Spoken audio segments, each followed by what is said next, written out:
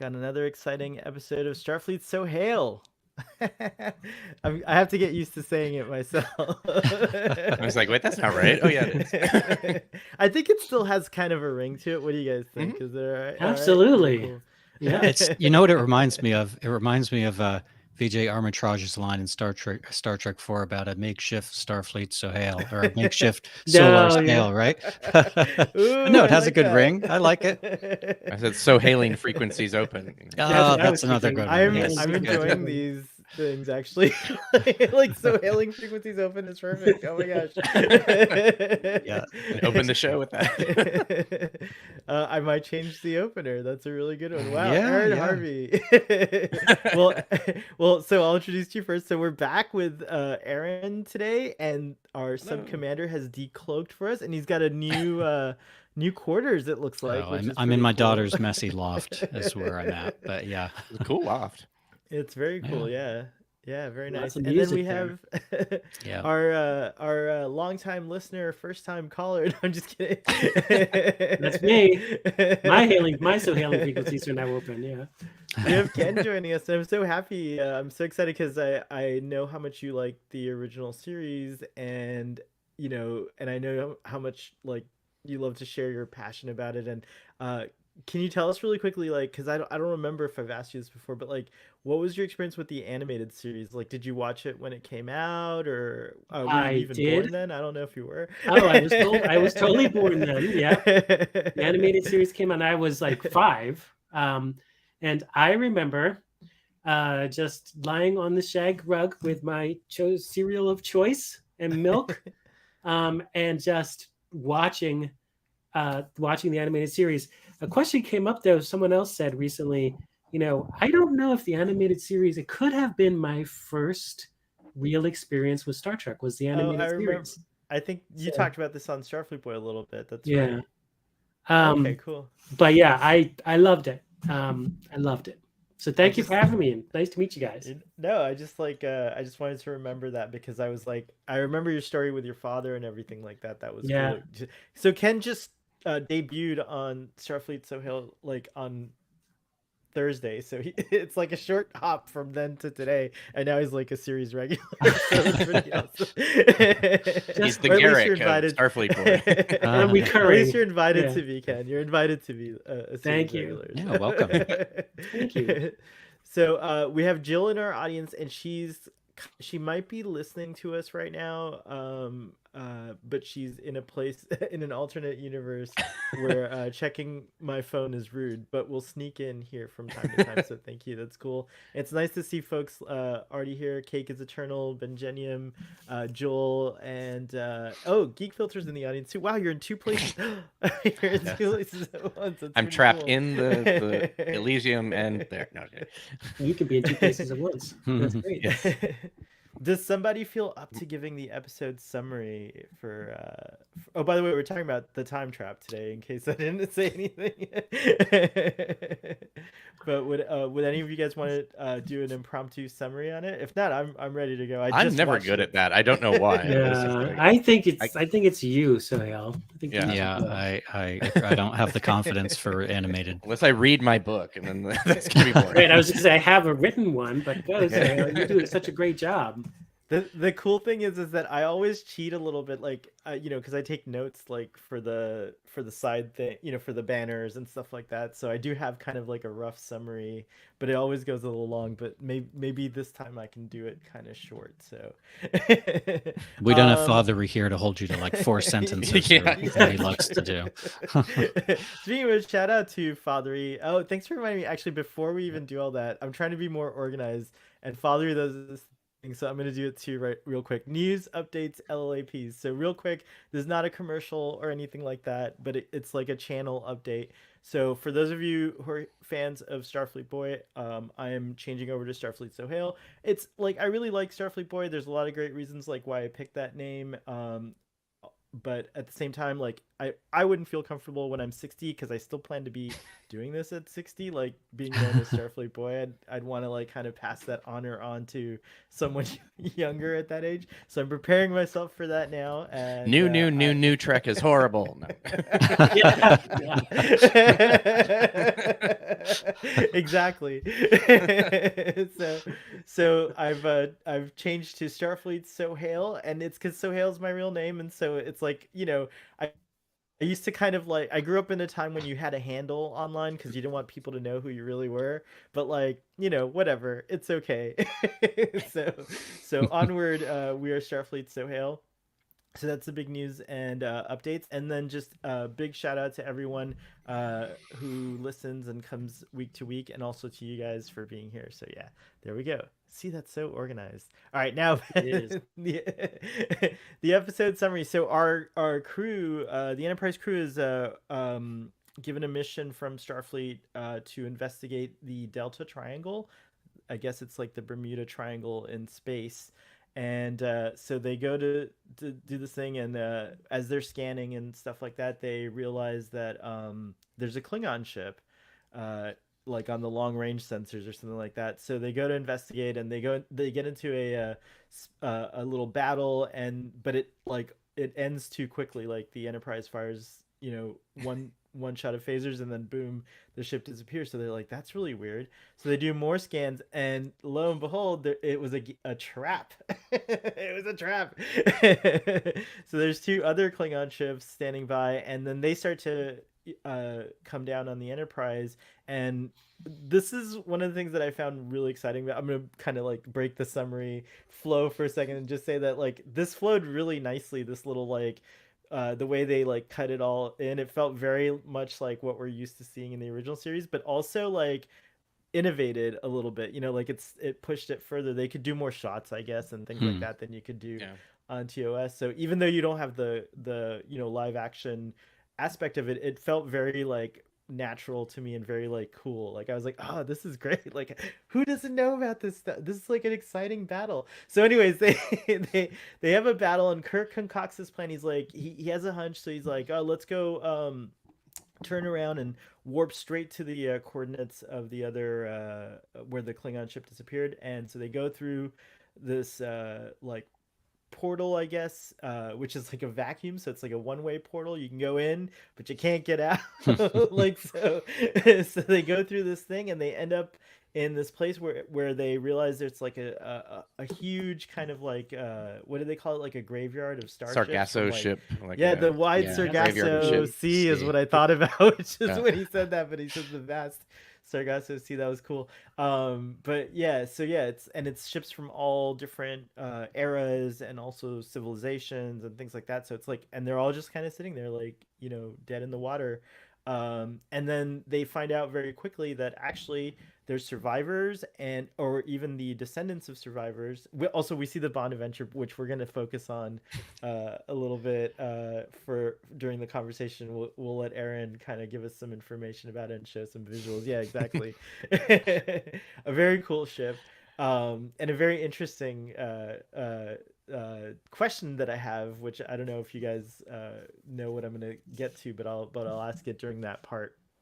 But anyways, they realize that there are survivors, and they find out that there's this like cool council of like, what is it, 120 that represent 120 species or something like that, civilizations or whatever, and like yeah, and so like it's comprised of all these people who'd fallen into this Bermuda Triangle, like Delta Triangle in space, you know, Bermuda Triangle in space place, and so they built like, you know, and they're like committed to peace. It's almost kind of like what the Federation like wants to become, I guess, at some point. Like it's just like this kind of, you know, Shangri-La like, you know, wonderful thing. It's what Nimbus 3 should have been. There you go. Yeah. Oh, the pocket of galactic peace. Yes. Cake is Eternal, good one. The Hotel California in space. It's true. It's kind of like that. Well, you can never you can check in, but you can never leave, or something like that. But anyways, 123 members. They Oh, okay, cool. 123 members. Got it. I Yeah. said, what did I say? Groups Like, and species. You said yeah, that's 121 right. or something like You that. were close.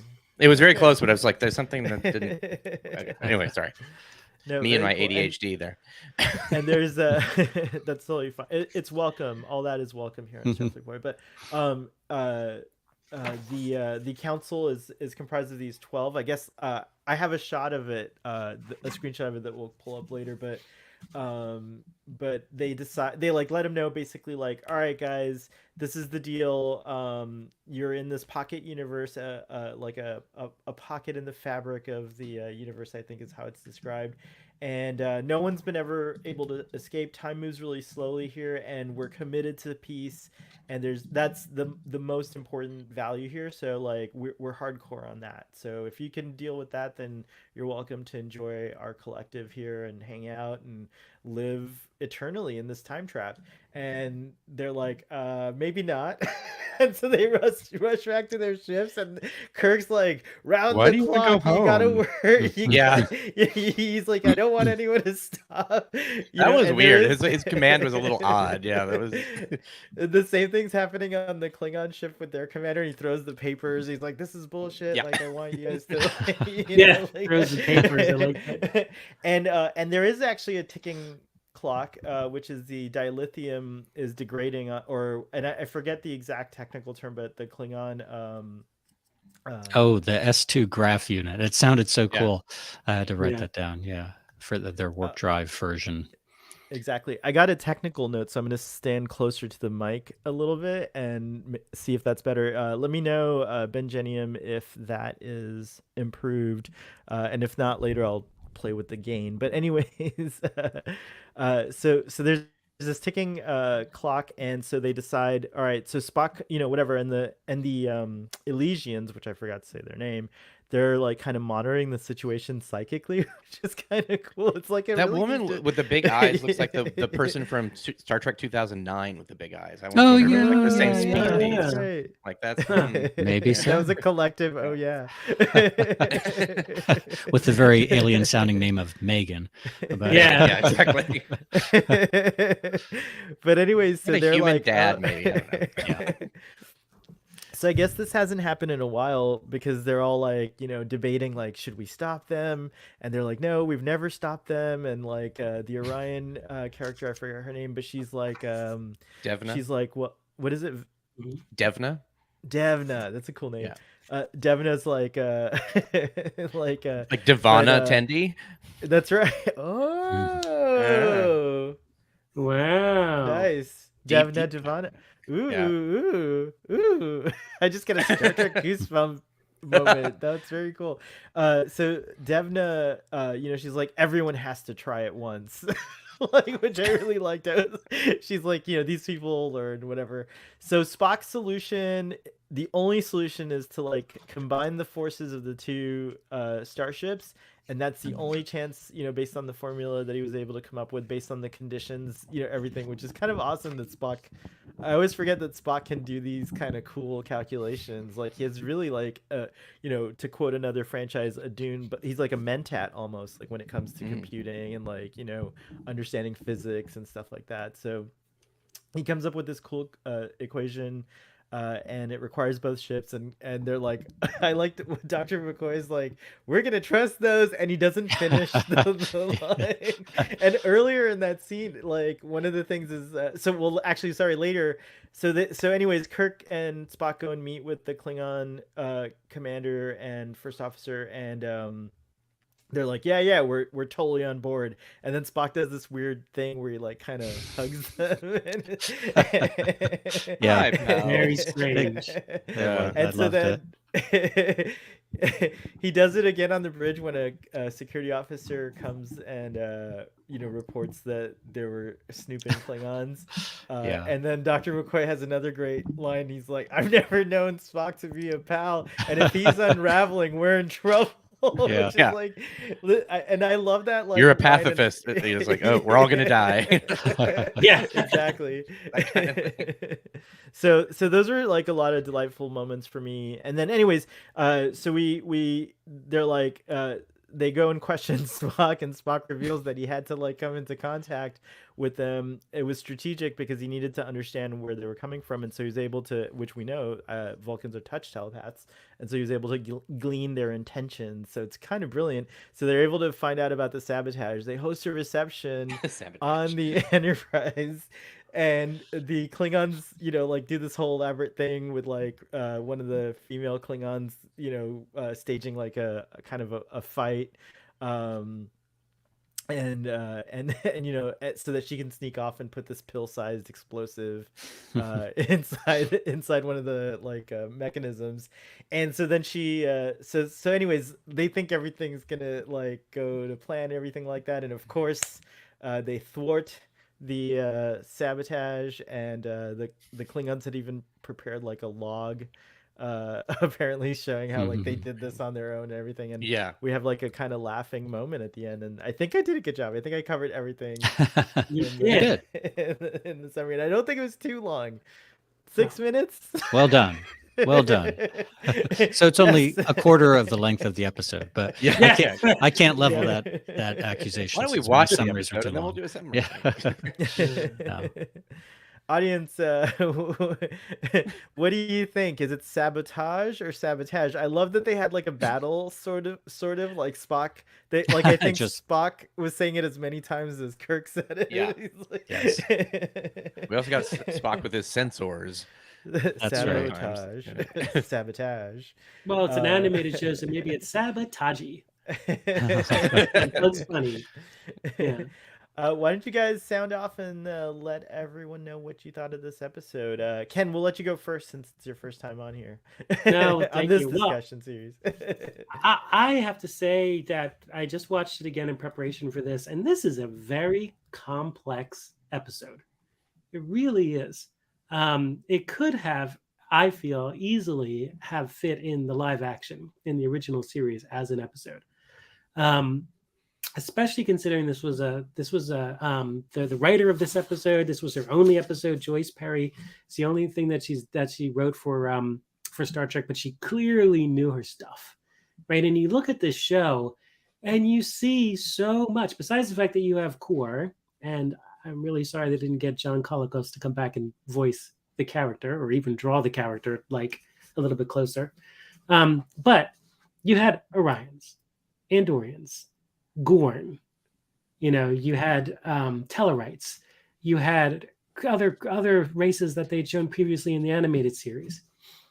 You had so much going on, and all of our main characters had their moments, right? All of them did. Uhura did, Sulu did, and of course the big three, and Scotty had a great moment. This episode, though, also brings up a question that has come up for me in many, many episodes of Star Trek across the entire 55 years. Why do these folks not keep spare dilithium crystals around? Right? I mean, it's crazy. I think that the spares probably would have also. I think that though in this case, because it was related to the time difference. Yeah, I think that's true. They probably any of the spare ones also. Their stores the were thing. also Yeah, that's a good point. But yeah, I thought it was. I agree though. Otherwise, yeah, Discovery answers that question though. She had like stores of it, like she had a whole store of dilithium crystals and like robots that would go and fetch it for you. Yes, that's true. So I always assumed there was a chamber like that on the Enterprise somewhere as well, but it just maybe it was configured differently. Yeah, but sorry, basically, always. Since then, I assumed that the Enterprise. But that's my feeling. It was such a complex episode. They touched on so much stuff, and the writing. Thinking about this, it's hard to believe that this was just 23 minutes. There's so much packed into it. It's just I thought it was a great episode. I hadn't seen it in a while, but I thought it was really a great episode. It takes us an hour to unpack everything on these episodes usually, because it's like there are so many things. But this episode in particular, you're right. I felt like it definitely gave a lot, and it added so much to, I feel like, lore, and like we can talk about it, but like this is kind of like a temporal incursion similar to the Kelvin universe, and maybe like through a different means, like they're like exploring kind of a different timeline, if you will, or in this case a pocket or a bubble. So it's a neat, And it also real took. science concepts that they're turning into these cool science fiction stories. Sorry, go. Well, I was just gonna say it also took. If you think about the time, this was 1973, where the whole idea of the Bermuda Triangle and the Sargasso Sea was really, really popular, and they took advantage of that sort of real world story trope of Yeah. and turned it We into still this. haven't solved the Bermuda Triangle, right? Like it still Nope. kind of has weird, mysterious stuff going on. Well, they on average more ships disappear in other parts of the ocean than the Bermuda Triangle. So it's like, Oh, okay. it's kind of a myth more A than media anything. contrived thing. Yeah, Yes. exactly. Yeah. It's too cool an Well, idea. not the Delta not the- Triangle. The Delta Triangle's legit. We That's saw right. it. In the novelization, Spock gets ticked off at Delta Triangle because like it's redundant. He's like, yeah, Delta. triangle. Yeah. Triangle. That's why it's an anomalous place. That's funny. Sub Commander, would you like to tell us what you thought of this episode? Yeah, absolutely. I mean, I have to say, I enjoyed this episode more than any other animated episode I've seen so far. I don't think it was necessarily the best story, but as we had a little exchanged previously about some of the acting in it, and I felt like William Shatner was actually trying a little bit more in this episode than some previous ones. I loved the exchange between him and the Klingon commander, not Kor, but the one that George Takei was clearly voicing at the beginning. That really felt like classic Kirk. And I loved when they were with the Elysians, and there's this immediate cut from one of the Elysians saying there is no escape, and then cut to the bridge, Kirk saying we are getting out. It's like, yes, of course. It reminded me of that scene in Undiscovered Country, where Kirk and McCoy are at Rurapenti, and they're in the kind of the barracks or whatever, like the prison, and Marta comes up and she sneaks up and climbs onto Kirk and says, no one has ever escaped Rurapenti. And he says, except us, right? Of course they're going to, it doesn't take no for an answer. So I really enjoyed his slightly better commitment to it. But it was an interesting episode. I mean, I always like that idea of different pockets of space. I mean, that makes me think of the Tholian web or immunity syndrome or things like that. Nice to see Kor again, and nice to this idea that these ships get lost, but they found a way to make life go on anyway by crafting this I don't know if it was a perfect society, but amicable society. When you see a Gorn up there sitting next to close by to an Orion, and I love the visual of the Gorn later on having like the drink or the little solo cup in his hand during the party. That's just a great image. I can't get away from. But yeah, no, and as Ken was saying, there's so much in this. I mean, there really was no dead time. I mean, it just went from beat to beat to beat, from the beginning to the end. They're in the strange, first the conflict with the Klingons, now we're in this other dimension. Now there's these other people there, and then what they have to do to figure it out. Then they have the dilithium going to degrade, and then they have to get rid of the little explosive tic tac that's in the computer room with all the tapes and chunky kind of sounds, which I also loved.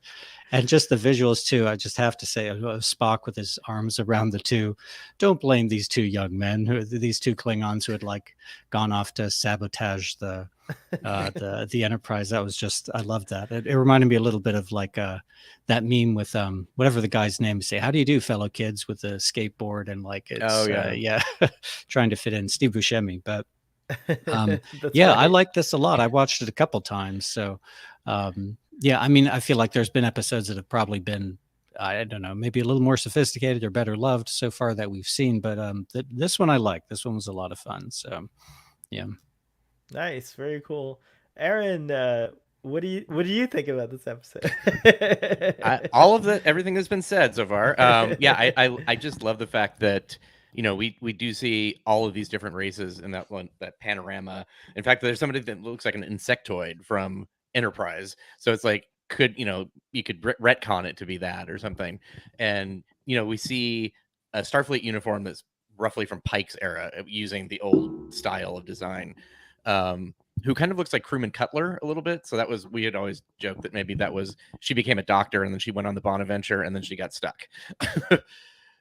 So I couldn't but wait. There we I have go. to show the image Oh, since yeah. you were talking about it.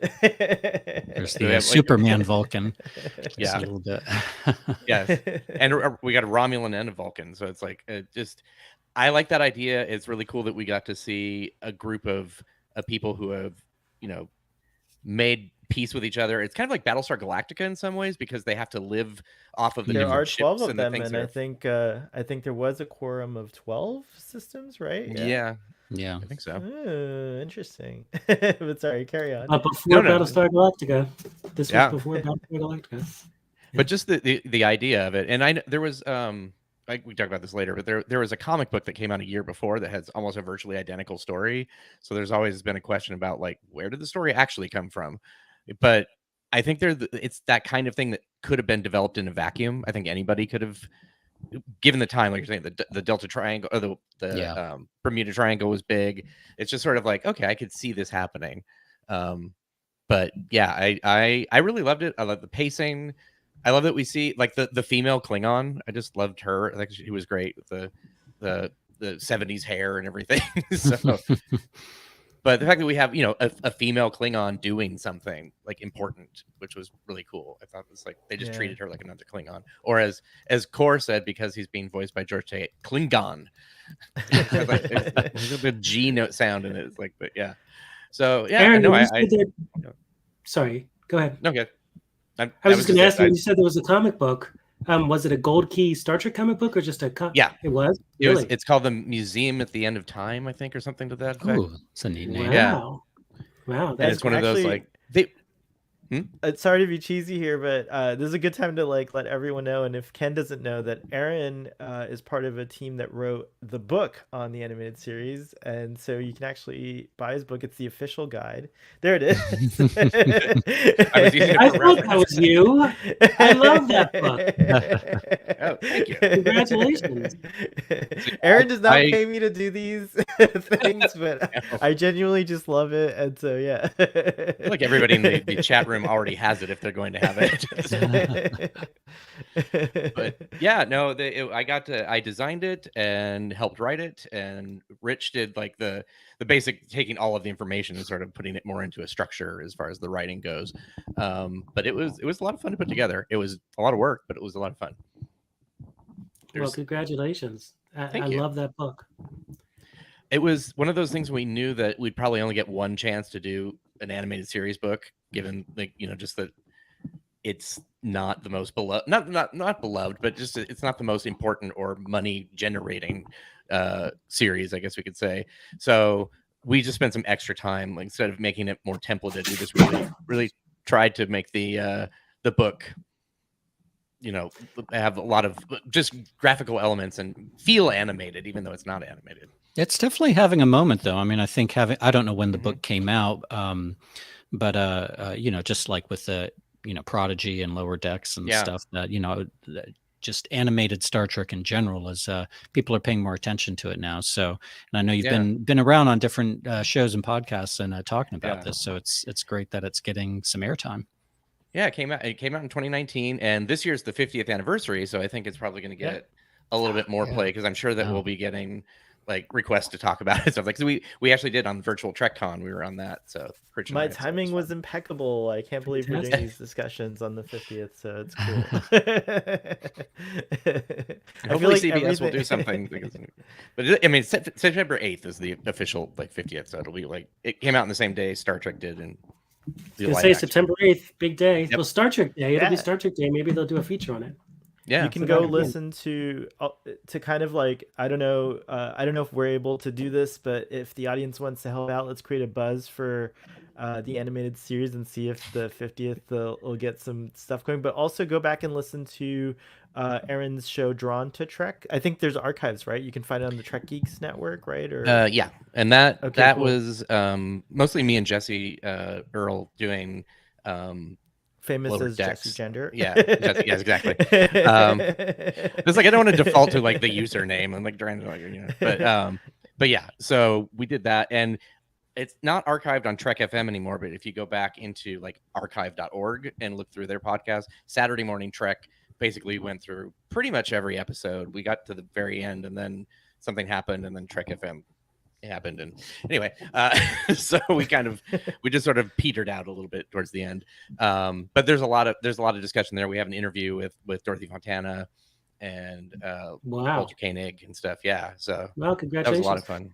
Has Mike McMahon ever come to you guys with any sort of research requests? Because there's so many little the book things. is always he references it all the time. I've talked with him. I met him at the season 2 premiere of Lower Decks, and he came up to me and says, "We always whenever we need something about the animated series, I go, bring me the book," and they bring me the book. And it was just like, okay, it was like Nice. I was just dying. I'm like, what? How is this happening? Nice. And then Jerry O'Connell came over, and he thought I worked on the animated series. I'm like, dude, I'm 2 years older than you are. Like, I'm not that old. So I always loved he does. So it's a lot of fun. That's fantastic. I always love the fact, and Sohail can tell you I'm a big music guy. I love the fact that the theme from Lower Decks plays on the theme from the animated series. It's so fantastic. In the very beginning, the first few notes. Dun, dun, dun, dun. Yep. Yeah. Dun dun dun dun. Speaking of music, real quick, and thank you for sharing all that stuff, Aaron. And also, guys, let's get the animated series buzzed up if we can. Like, I don't know, is buzzed up a term? I'm no longer Starfleet boy, so I don't have the cool lingo and slang of just went away.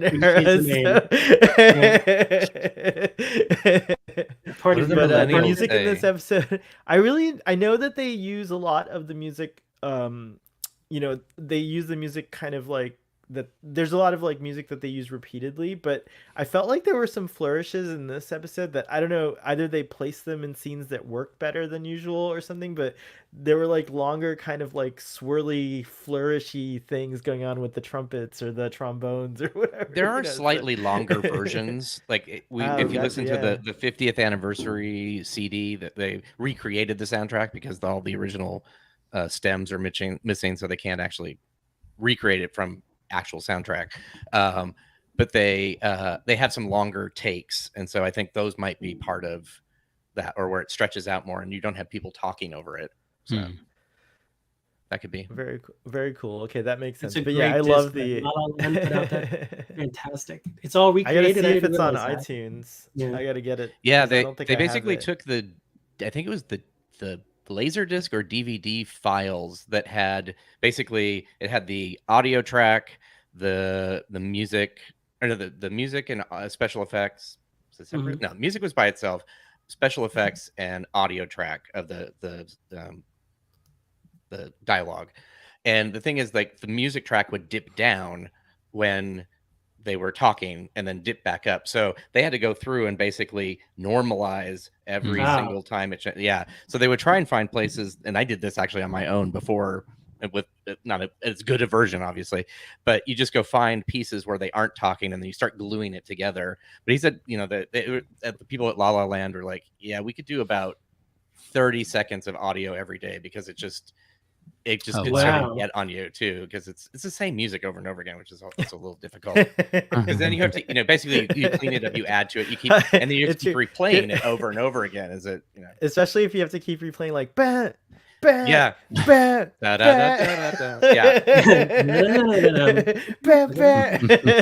was, I think that was the one that they said that got them the most. That's also an interview on Saturday Morning Trek. We interviewed them as well. Oh, very cool. Oh, I didn't see that episode, so I gotta go check it out too. So very, very cool. It's called All of Our Stems Are Missing. One of our planets is missing. Nice. As mentioned earlier, this episode was written by Joyce Perry, and I guess did you point out that Joyce was the only person? This was the only thing they've written for Star Trek, or like something like that? Yeah, I can't remember if she wrote soap operas after this or something. So she wrote. She was an actress turned screenwriter. A handful of credits prior to writing this. She sold 3 stories to a Western series called Laramie before writing a 1969 film called Mosquito Squadron. And then she also wrote an episode of Room 222. But this is her only Star Trek credit. Interesting. But she impressed Gene Roddenberry and DC Fontana with her knowledge. So yeah, it looks like she wrote on Days of Our Lives from 1978 to 1980. Yeah. and Oh, Land of the wow. Lost, which a lot of people from this show Yeah, ended up yeah. writing on Land of the Lost. Absolutely. So here's the Delta Triangle, which is a bunch of explosions. So The 4th of July. That's what the show opens with, like, big fireworks displays. I'm like, what's going on here? That's just great. I wish they had called it. Now that I'm thinking about it, I wish they'd It's called it Frontier like Day. something like the Delta Quadrangle or something like that, Yeah. just to make it even kind of like spookier or weirder.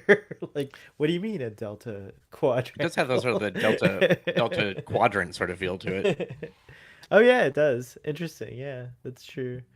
But yeah, so I did like the scene was like really good with all the kind of dialogue between everyone and like all the sciencing and like the Star Trekking and stuff like that. I always love I keep screenshotting this picture over and over, or this particular image, because it's a really good one. I feel like that should be framed in a poster. It's pretty cool. And at the end, I think they have, if you look at it, I think it's this episode or one of our planets is missing. It's coming towards you, but you can tell that like a layer's been left off. So it's just, there's only the paint Ah. part of it and not the black outlines, which is really interesting looking. It's like, oh, it's like a, abstract painting flying at you. Wow. I always the fireworks I always loved the drawing of the Enterprise on the animated series. So there's just something about it that's just so great.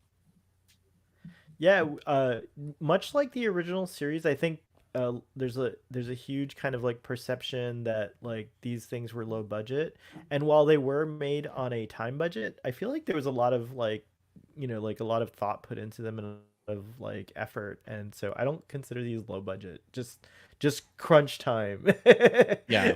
Well, it was a different era. They just didn't have the same type of animation that we have now. And but for the time, for if you watch it, they don't have repeating backgrounds like going by like Scooby Doo or something like that. It is just one really nicely painted background that moves. So that apparently, like in animation magazines at the time, people were raving about how great that stuff looked. Chris Collins says that he read an interview by DC Fontana about the writing for the animated series and how it was a big improvement from season 3 of the original series. I don't know if it's like a big improvement, but DC Fontana has the final say as far as I'm concerned. Well, there were issues in season 3. People always say that, like, well, and she had a little bit of a chip on her shoulder too Yeah. for season 3, but it's certainly been good, the writing. So yeah, I agree with Maybe that. the back half of season 3 was really bad, but the front half of season 3 wasn't so bad. But anyway, that's good another season 3 episodes. Yeah. This is the scene that Aaron was talking about. Your logic is impeccable, Captain. Which might have been a Spock line when he's telling everyone about the pocket universe and how it works. Yeah, William Shatner was sort of famous for like, I would like these lines to be Kirk. And they're like, okay. So it feels like some of the information. There's also in, what is it? The Survivor, where he comes in and it's like, weren't there 4 tables instead of 5 or 5 tables here? Oh, and it's like, why would Kirk? It should have been McCoy or something like that. There was, anyway. I was trying to figure out like, but I agree with this. Like, yeah, the battle stuff, the animated battle stuff is really top quality stuff in this. It's cool. It's sort of better than like the shoot like you would see in the 70s. If you wanted to, you could use it as animatics for a feature. I mean, it's that detailed and kind of, you have a really good idea of like the surroundings and the scope and all that good stuff. The actors recorded all of their stuff separately, right? They never were together in any sort of recording room or anything like that. Is that the case? Only for the first couple episodes. Gotcha. And even then, were they actually in the same room, or they were like taking turns on the same day? Yeah, I feel like it's more like that. Like they're not really necessarily like right next to each other in the booth, because I don't think Filmation was set up like that even. Yeah. I agree with what they got better along the. Oh, sorry. I was just saying. I was looking at some of the comments, and I agree with what Canada Bear said about the exterior of the D7. How it's just sort of I had a problem with a cavity. I like the way you put it, Canada Bear, because the way I was gonna say it is I was gonna say I don't like the prolapse torpedo bay, so I think that's a little bit better than image. So. This is the first time that they. Well, I don't know if it was this episode, but the animated series is the first time that they shoot from the front of the ship. When they did not Oh do that yes, in- that's right. And actually, I think this is I meant to say this when I was talking about it. This is the first time, I think, I don't know, correct me, where they refer to the Klingons having a cloaking device, because they, when they're Oh, it might be. discussing how Oh. that ship disappeared. Spock was, recount. No, it wasn't destroyed. He didn't cloak or anything. Like, wait a minute, cloak? We don't. This is the first time Klingons have ever cloaked before, because they didn't have that capability in the original series until this, That's true. this Wow, retcon that's interesting. Romulan Huh. Klingon alliance, because they lost the Hua Chang model. But yeah, no, that stuck out to me. So I thought, okay, it's precedes Star Trek 3. I thought Star Trek 3 was the first time you heard of a Klingon Yeah. ship cloaking. I was going to say the Klingons have been cloaking ever since. Yeah. Wow. The Romulans have been sore about it. Yes. God. Yeah, exactly. we got the worst out of that deal. Those Klingon bastards. Yeah. But I like this picture in particular because it shows the shields responding to the blast here, and then of course they're able to go back to those coordinates, and they also disappear into into Elysia. I really I thought it was a mistake at first, but I watched this again. They use like a focus and out of focus technique to show her kind of like stress, and it works really well. It was very effective. I was wondering why I was like reacting to the scene, and it was done really well. And you can kind of see it here, where you can see in the I don't know how clear the resolution is, but you can see in her eye over here it's blurry. Yeah. It's because the frame was going in and out of focus, which is pretty cool. But it was It's like very that scene in the trailer for Picard where they're all on the bridge. Yeah. It did That's take them a true. long time at Warp 8 to travel a short distance. Don't you think that? That was one of the things that I thought was kind of weird. Yeah. But here it is, the vast Sargasso Sea. I actually made a note about it because I like the movie The Wide Sargasso Sea, which has nothing to do with spaceships or anything like that. What they describe it as is a graveyard of ships from every civilization imaginable. So, which is pretty cool. And then You we want me see to quickly? Oh, sorry. we see some more. I just thought these were cool. Like, these are so weird. Some of the designs like have nacelle like looking jet things with like this one looks like a pod racer actually to me. And then that You want the quick version of why they look like this?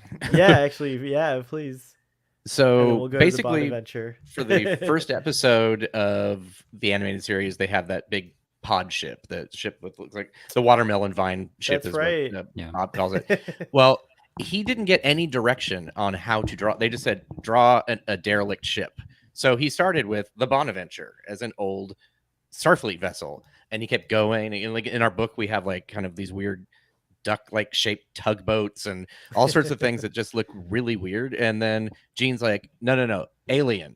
It's like, oh, okay, that's not helpful. That would have been helpful. So he changes it to alien, and then it's like finally organic. So it's like it took 100 like versions to get to that final version. So Wow. a lot of the ones that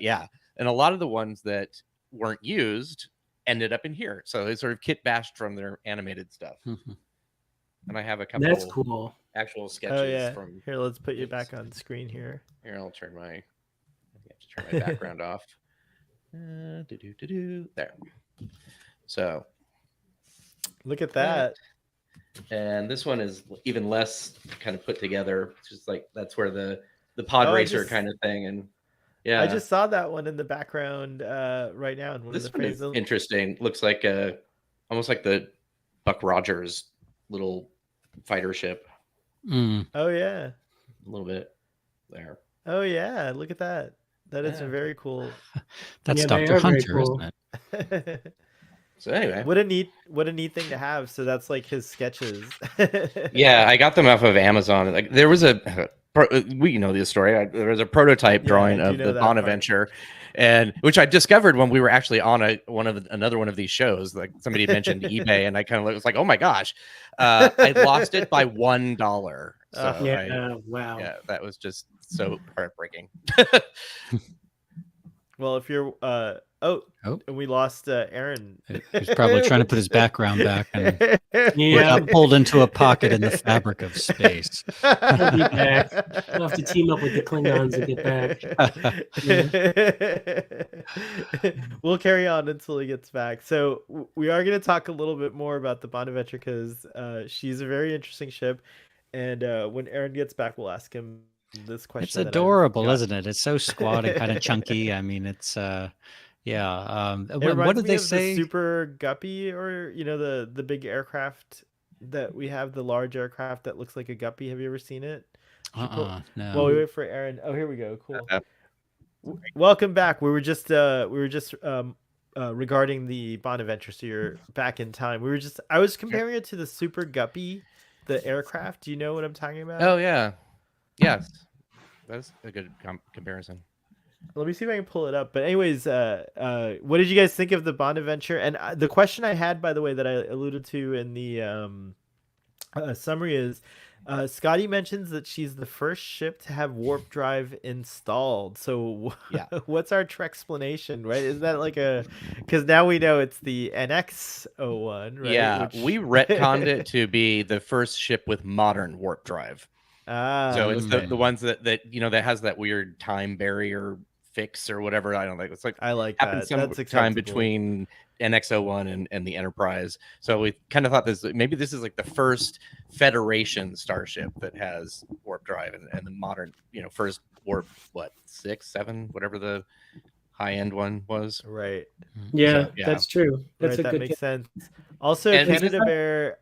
I agree 100%. I love this comment. The Bonaventure was the fat one long before the Enterprise D. So for those of you who don't know, that's like a little reference to Star Trek Picard season 3's first episode. Fat one.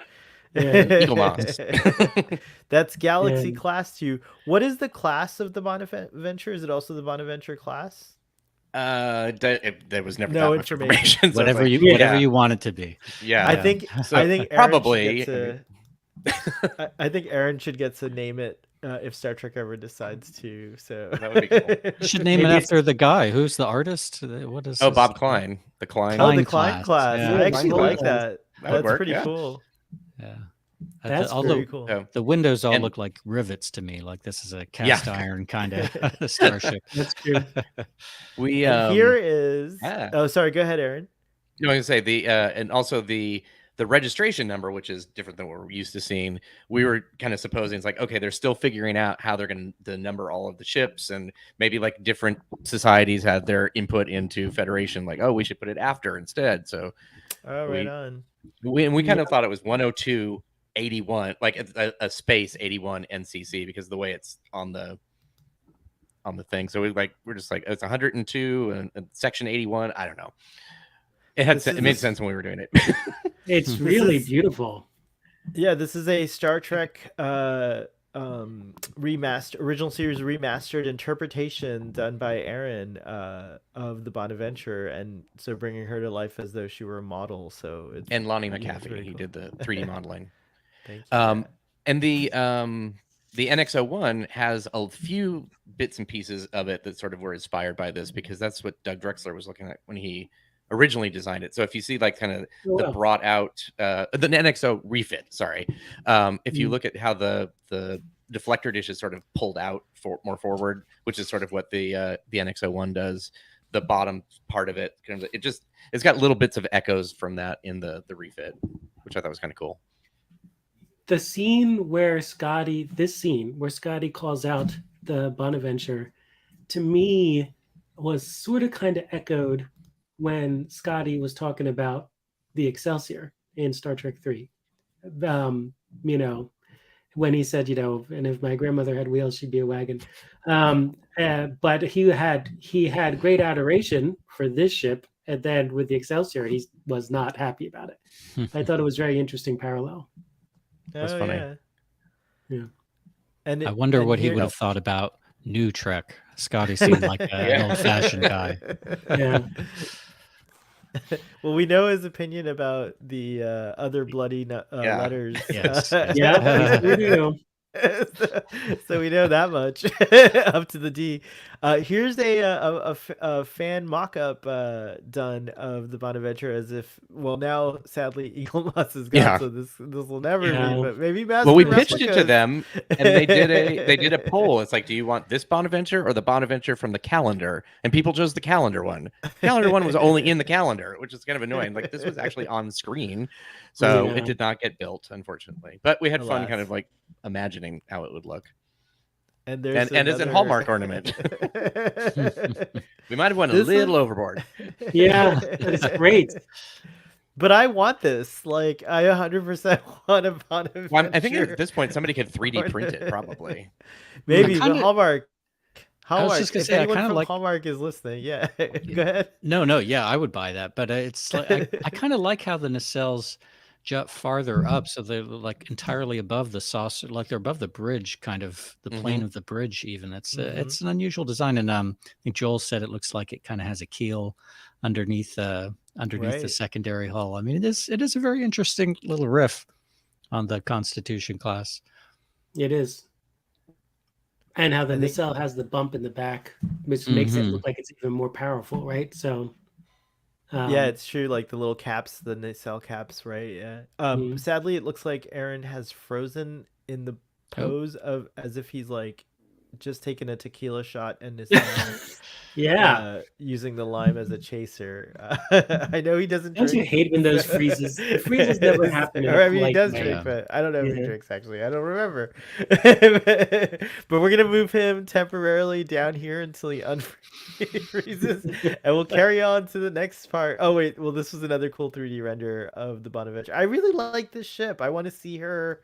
I want to see more of her, and I appreciate the whole fat ones thing.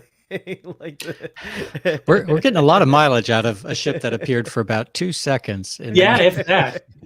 animated episode, but it is cool. It is cool. Welcome back. Welcome back. We're having power and internet related to weather. Yes, issues, there's like so crazy rains, right? The rains Yeah. in LA right now and stuff. So the road that we Fathery and forgive I you. are on is now underwater.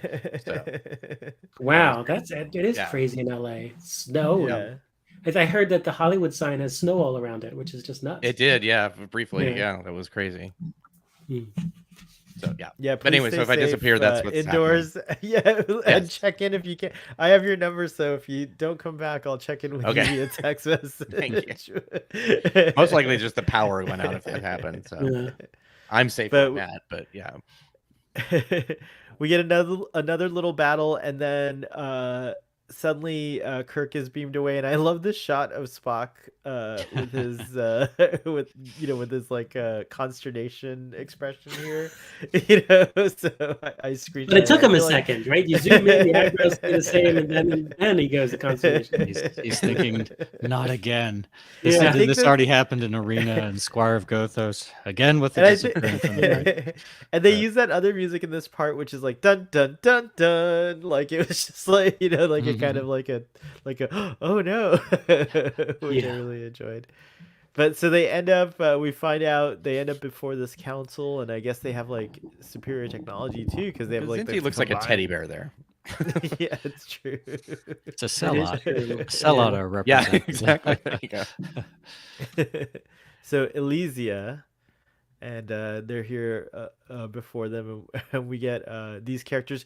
The Vulcanoid is an interesting character to me because like he's wearing like a cape and he almost looks like a superhero kind of. Superman. Yeah. Yeah. Super Vulcan. A super Vulcan. Is he like? Yeah, it's interesting. Very interesting. You would imagine that like with 123 some odd species represented, there would be some like combinations and like interesting new variations. Idic, right, would happen among these people. So who knows what else is going on? But here's the whole council minus The Orion in the bathing suit. Right. So who does Yeah. so if we go Devon, left right? to right? Devon. If What's we go that? left to right, we have. If we go left to right, we have the Vulcan, Right, Klingon. we have a previous Klingon yeah. apparently who had come through. So the Klingons are already part of this. And then he's that's in a the council. Yeah. Kazinti. No, that's not a, what is that bear Yeah, looking we guy? Is know it a what that is. Kazinti? That's a Kazinti. Yeah. Oh, it is. Okay. That's actually closer to what a A Kazinti cat looks looking like. thing then. And Okay, there's a story behind. I don't want to keep derailing this, but it's like No, that it's, was based on a fan we like this drawing. stuff. Yeah. And then it was like realized, oh, we literally kind of traced over the fan drawing. Probably shouldn't do that.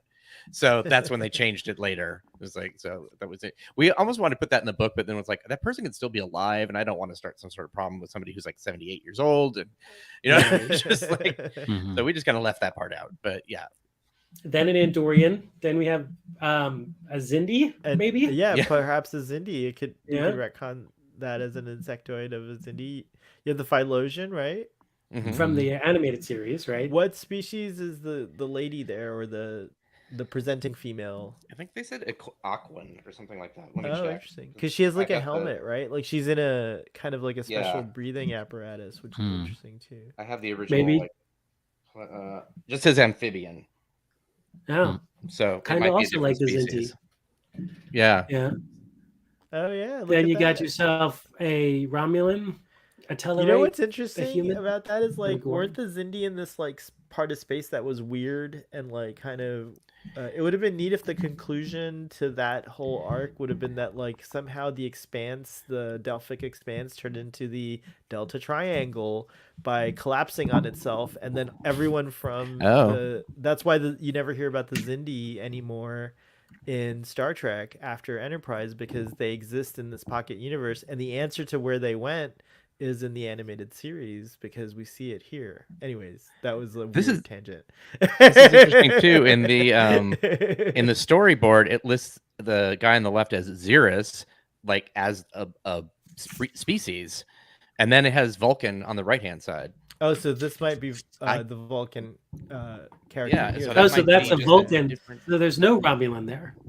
Yeah, there would be no Romulan. It's whatever Xerus is. Well, there's also Mintakans. There's a lot of Vulcanoid. That's why I think I refer to him as a Vulcanoid. But is that or Vulcanian or something? I forget how you're supposed to. That could be. Maybe that's where it came from. Yeah. And then we have our Tellarite, the TOS Tellarite there. Yeah. Very pink, looking very pink.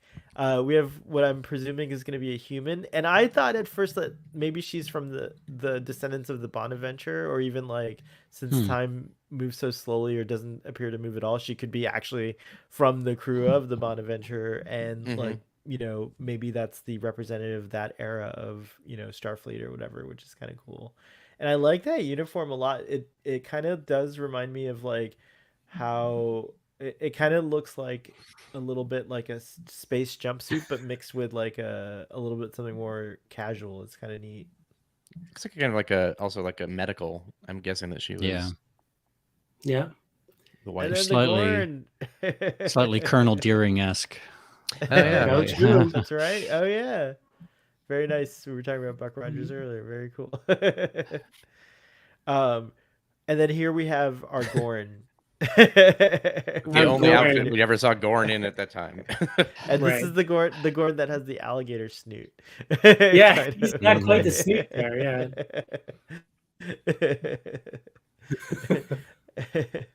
Oh, look, Joel. So are there sphere builders here? I wonder. I'm headcanoning a lot of this. I do that a lot. But yeah, so anyways, they're like, no, we want to get the heck out of here. That's what we want. Even though our home, what does he say? Like, our home may be flawed.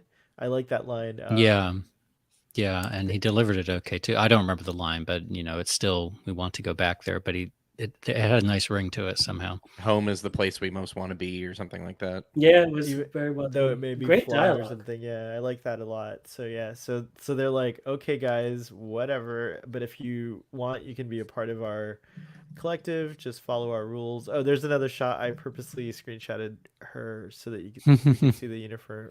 Well, it's kind of neat that it's a similar situation to Errand of Mercy, where you have Core and Kirk sort of arguing with, when they wanted to have their war in the face of the power of the Organians who were kind of stopping it. And, this council doesn't want violence in any sort of way. So it reminded me a little bit of that episode. Yeah, it's very close. That's true. I still wish they got John Colicos. Did they try to get John Colicos, I wonder? I So, don't know. no. I mean, they did a pretty good job of getting a lot of those actors back just for, Yeah. a little voice work here, but it seemed like he was always unavailable whenever they wanted him again after that, until Yeah. Deep Space Nine, and then he came back. Yeah. But Yes, Canada Bear reminds us that the Zindi were in Prodigy. In my little headcanon, I imagine that there were survivors. Like, not every one of them got sucked into it, so there's still Zindi around in our universe too. So good call out on that headcanon. I'm gonna Absolutely. keep defending it. I'm gonna keep defending my thesis, my Zindi thesis. But yeah, this was a good scene. I really liked it. And then here's the character. What was her name again? Melanie? Megan, Megan. I mean, spelled sort of like Melanie. Meredith. Yeah, Meredith. Megan. Megan, Martha. Yeah, with Nichelle Nichols doing quite Yeah. crazy voice acting there. And didn't Yeah. she also do Devon's voice as Yes. well, or was that Definitely. Majel Barrett? Oh, okay, cool. Yeah, very cool voice work. All of the actors actually, do multiple voices, which is kind of a neat thing too. And you can tell, like you said earlier, like you tell it's George Takei, of course, 'cause it's hard to hide his thing. But sometimes I do wonder which of the other actors are doing it. But yeah, this was this was a cool scene because she's like spying basically through, like, what was it the military was trying to develop? There's like that funny movie about the goats. Like remote viewing is what basically yeah. that's like the concept of what I imagine she's doing. She's able to like go anywhere in the vicinity and see. So another kudos to this episode for like presenting this like crazy concept. Well, it also did harken back to the Organians a bit too. Oh yeah, again. Yes, yeah, Trefane, like when he's like, several hundred men have appeared near the Citadel, and that That's sort of right, thing. He I just kind of forgot would about know. that. Yeah. Good point. And I like that the women get as much to do as the men. I mean, like, Yeah, kind of Oh a yeah. change for the 70s.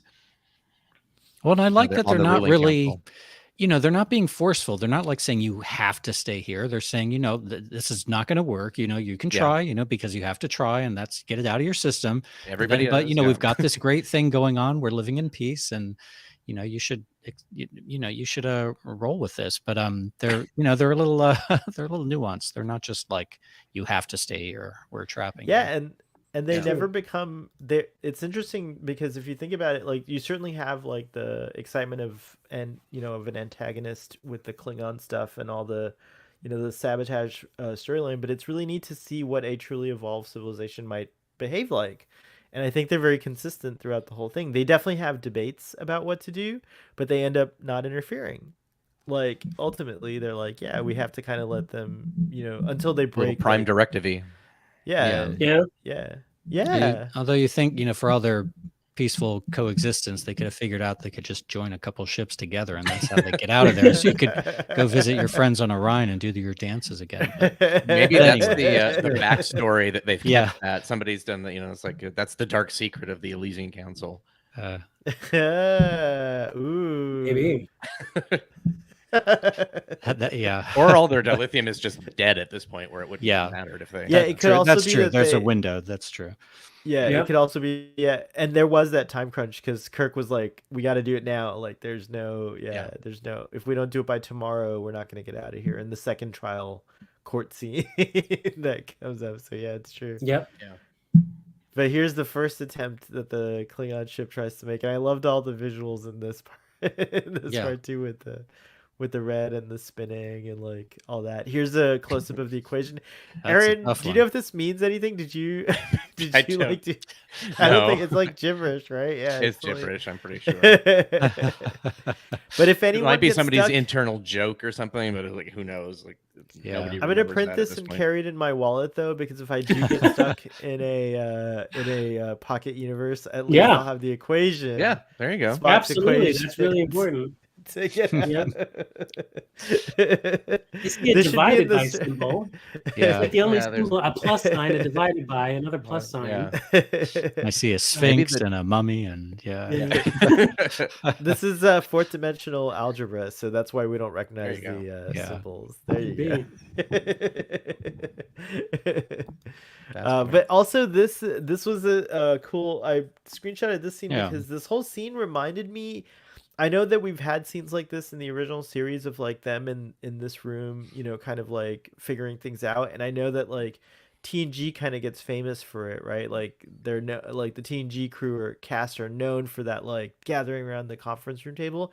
This scene again, I don't know what's going on with me, if it's like recency bias or I'm just getting a little timey-wimey here, but like this scene read closer to what it felt like an evolution from this from the conference scenes we've seen before, because they really like worked it all out. And like I guess there were a lot of shots of everyone's, like what you said earlier, like everyone got their moment to say something sort of and react or whatever. So this felt like a really neat scene to me, and it felt like a cool transition or in the evolution of these conference room scenes from TOS to TNG. So I liked it a lot. What'd you guys think? Am I I'll buy off on that? I'll buy that. Yeah, I think you. It would be summed it nice up to well. have Ahura there or Chapel or someone instead of all the guys. But yeah, Yeah. Yeah, true. I think Cake is Eternal is saying ask Jurg about the equation, but he has this guy Timo. But I would ask Erin McDonald. I think if I don't know math, she seems like the best person. But it's not. It's just- gibberish. No, we know it's it's just a gibberish. rant, yeah. No, I'm just teasing. It reduces to 42. That's what. Yes. 47. 47. Oh, I'm sorry. I'm doing Hitchhiker's Guide. Hitchhiker's Guide 42. All you need to add Plus in a five. towel and they can get out of there. Yeah. Oh my gosh, Jill's here, and Jill says, I'm standing outside in the cold seeking a signal at last. Oh my gosh. Oh, Jill, I hope it's worth it. That's dedication, Jill. Thank you. I mean, we're certainly having fun talking about this episode, so but please get somewhere warm. Oh my goodness. It's 23 degrees. Wow. Hey, Starfleet Sohail's chats are very exciting. There's a lot of like interesting things going on in there right now. There's another triangle, by the way, with that table. Yeah, so that's Is this like the first time we see a conference room for the Romulan? the Klingons. The Klingons. Yeah, I think it is. Yeah. Actually, we see again in Star Trek 6, of course, on that Katinga. Yeah. But yeah, this is. I wonder if that was like an homage to this. That's interesting. They also like use the Klingon symbol the correct way most of the time in here too. Like it's supposed to be on its side or whatever. So yeah, like in a lot of the instances it's like that. This I don't know. It's just on a table. I like the shape of it because it resembles the shape of the body a little bit of the D7. You know how it has that like, triangular kind of shape to it, so it actually makes me think of it like as if the steps going down here are facing toward the bridge, and the neck, so that, and then so this is like a room that's like right maybe near that kind of area. It's cool. Look at the steps. I didn't even notice the steps going down. Good eye. Yeah. Thanks. Yeah. Well, they like Aaron was saying. I wonder if this is off the bridge. Yeah. Oh, sorry. Yeah. No, but like just how much they do a lot of good work on the backgrounds and stuff like that. So yeah. And there's Spock being a little extra friendly. The rumors about him being half human must be true. Yeah, that was a great line. I love this. Oh, look at that look. I just love this frame already. He does do this like softer voice, like a pal. Like what McCoy was saying. He's like kind of trying to be extra friendly. It's really funny. Yeah, and I like how he refers to him as like, let me lead these young men back to the whatever to the rec deck or whatever he said. To their assigned areas. Yes, that's where I'm taking them.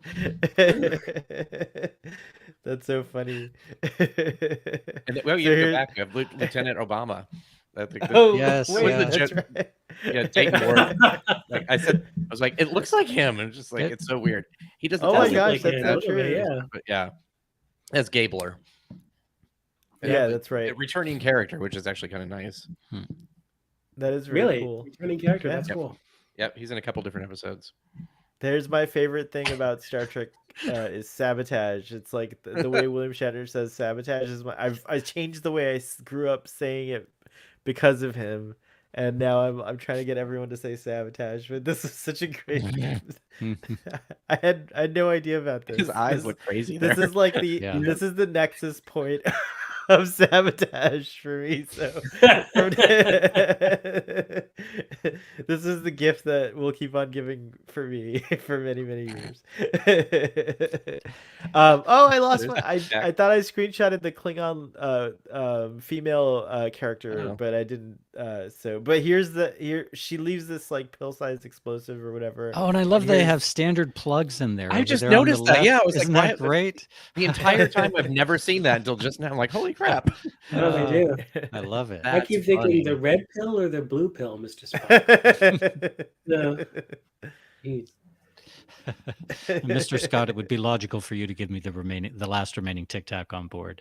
That's right.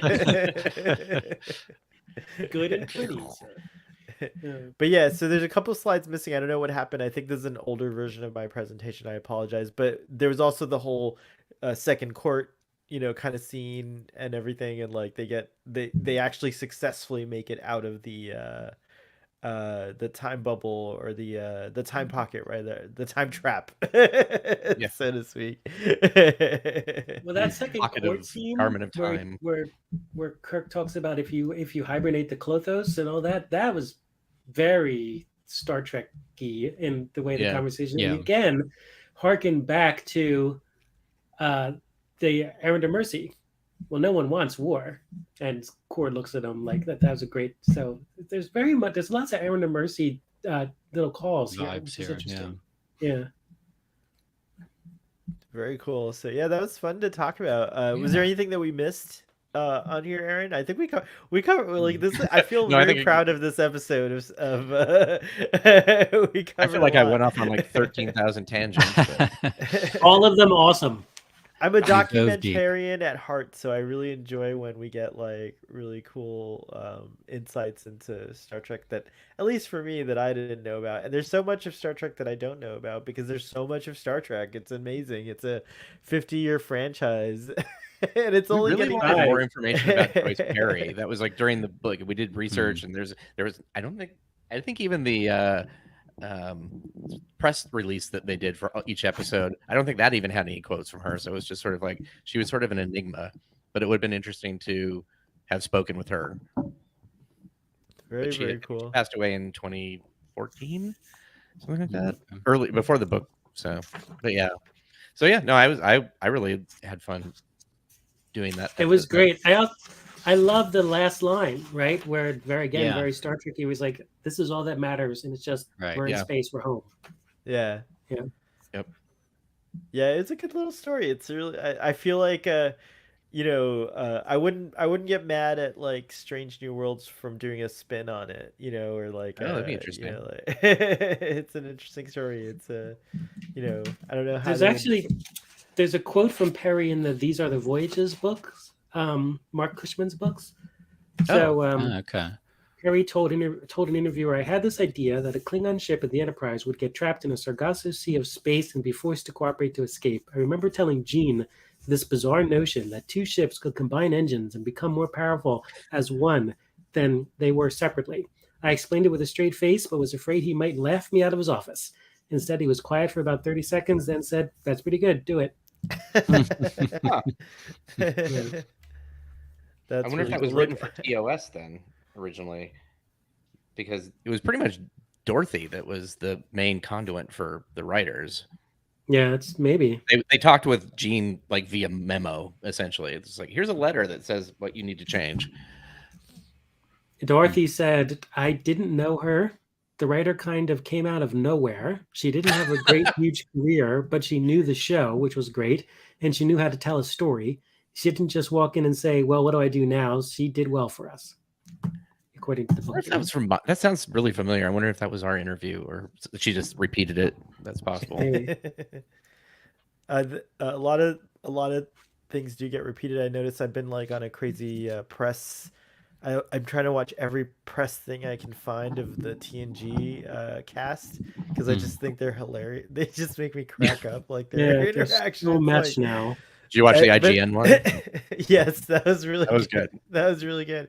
But anyways, it's delightful because usually you don't get this kind of level of press on a TV show. It feels like what you would normally get for like a feature film, so it's really Yeah. exciting. Yeah, but Like people that don't even really watch Star Trek have told me it's like, oh, I'm hearing a lot about that Picard. You know, it's like it's on everything. It's in the news and the View, Yeah. and you know, like obviously Well, it the excites me very great much with to see it. with Whoopi being Guinan with the 10 forward set. That was Yeah, just a she great. like went all out. That was really Yeah. cool. It was really neat. Yeah. So anyways, that was something that I noticed in watching this is that there are some times where like the same questions asked, so of course they're going to give the same answer. Of course they're Yeah. trying to be as like not repetitive, but like when you told a story a couple times you might just tell it Yeah. the same. So I think it takes the interviewer to like ask a variant on it or something where it's like you can pull out different information. We always try and like find something that was like, okay, this is a weird question, but, and then they start, talk about like, oh, this was the process that we did or whatever, it's just like it brought in new information. We tried to, at least. Well, we try to keep these discussions at an hour, and we've got an hour and 15 minutes, so I'm kind of pushing, leaning on stuff. Although there's not a Text Trek Patreon stream today because Father is on the Star Trek cruise, so when he comes back we'll have to get the scoop. He usually does a stream just sharing his like experience and photos, so I'm excited, and I sometimes get to interview him, so if you guys have any questions you want to ask Father, get the inside scoop on the cruise, let me know and I'll light it up for that. I think I want to go next year. I want to go too. I thought about it. I don't know if I'm gonna go next year, but may it live long and prosper so that in a couple of years, yeah, I can get on a cruise because it does sound like a lot of fun.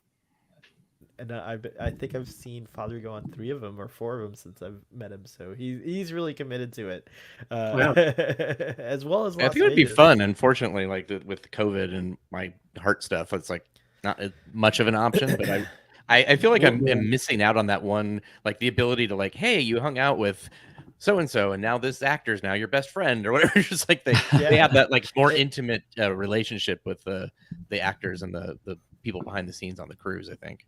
Not only that, it's an odd anniversary because COVID kind of like came into the public consciousness on a big scale shortly after the cruise came back, and there were cases of people. I remember Gates McFadden got really sick. A bunch of people wondered if they had COVID, and like from that first cruise. So like it's interesting that I have a strong memory of like being worried about like are they all going to be sick? Like oh my gosh, what is happening?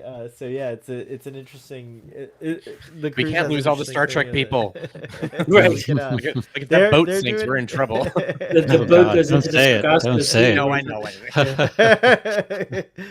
Knock on someone ring a toxin or knock on wood. I was not the one originally. That when we had a ton of Star Trek people at our improv studio, and I think it was either I was the woman who played Admiral, the one who got killed by the robot, or not the explosion. Shoot.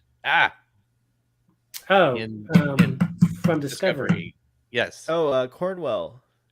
Thank you. Yes. Yeah. She says it's like, well, if this place explodes, we're gonna lose like a huge share of Star Trek, brain trust or whatever. It was like, don't say that. Yeah, it's true. Spread your brain trust out. No, but there are a lot of fun people. It's true. There's Star Trek's official account was posting who's there and stuff, and of course John Delancey like does a huge thing. He has like the Q's ball or something like that he does on there. So it's very exciting. And Todd Stashwick, who plays Captain Shaw, somehow squeezed in there. But getting back to this episode and wrapping up our thoughts on it, I just want to say like this conversation was really fun. I feel like we've talked about this episode a lot more. So Father, sorry about the FOMO because I know Father loves the animated series and loves to talk about it. But hopefully he'll listen to this. Pretty good trade off, I think. Yeah, it's true. Yeah. But yeah, this is an episode. I always think of episodes of Star Trek. I like to curate, much like Jean-Luc curates a playlist for Beverly. I like to curate like kind of like introductions or playlists to my friends or people I meet, through work who are interested in Star Trek. They're always like, "Where should I start?" I would actually think about starting certain people on this episode, certain people who really like hard science fiction concepts and like just kind of like are into the alternate universe time travel stuff. Like this would be a really good pitch, I think, to show what Star Trek is capable of when it goes in those directions. So I think this is a really a fun episode for me. It got me thinking about a lot of concepts, and as you can see, I built a whole headcanon about how it could tie into the Delphic Expanse or whatever it was called on Enterprise. But yeah, I'm gonna give this animated series episode a 10, a Starfleet So Hail 10. So, All right. Wow. what about you, Ken? What would you give this episode as a rating, and any final thoughts? I mean, if I'm strictly looking at the animated series as against the. Oh, by the way, itself, just to reiterate, our ratings, it's a tradition on Starfleet Boy, but I actually follow Father's philosophy is how can you encapsulate an hour long or like a discussion and everything into like just a single rating, so they're just for fun, so you don't have to take it seriously or even explain your criteria. Just you can Okay. make up a nonsensical rating if you want to. So yeah, Well, based on everything I put together on my view screen, I would say that it is a 9. Oh wow, okay, very cool. And how about you, Sub Commander? What did you think of this episode? Final thoughts? Yeah, I really liked it. As I mentioned, I'm just looking at the word Elysia there, and I wanted to mention earlier that probably comes from Elysian Fields, which were That's right. in Greek mythology, the place you would go if you were a hero after you passed away, and lived in peace and that sort of thing. Anyway, but yeah, I loved I loved the action. I loved the performances. I thought were better than average, so that raises it up. I mean, for me, I'll give it a 10 out of 10 too. I mean, in terms of the animated series, Woohoo! it's the one I've enjoyed the most. So yeah, I liked it. Amazing, like that's very cool.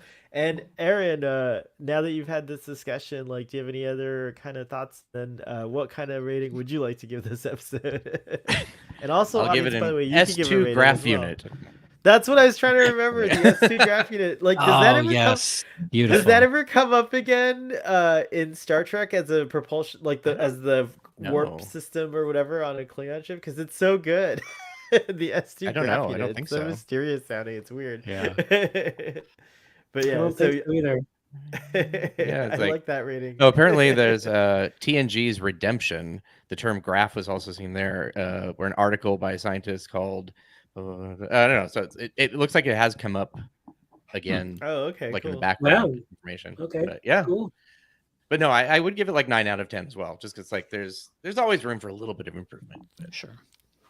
But yeah, but That's I when really you like give it. an 11. No, I'm just teasing. Yeah. I break my rules all the time. Well, it was really fun talking to you guys and the audience as well. Let's see, we got a couple more comments. Let's see, Joel is saying Elysia was a casual and informal pocket in time. I was gonna say causal for some reason because I had time travel in my brain. Cake says, I really hope someone films him ordering a Kirk Sunday with Trip Tucker sprinkles. Oh, Wow. this is to Fathery. Yeah, he should do that. Oh, That's yeah. a good idea. It's true. The chat room was on fire again. It was on fire Thursday. Yeah, it's It was really on fun. fire again Fun today. group. Lots of We great had people, Jill listening, and Jill later on, if you Try not to if you get a freeze. chance, tell Yeah. us what you thought of what you heard. But thanks for joining us, everyone. Let's do animated series 50. I want to like start creating a crazy buzz like for that. That's a pretty good idea.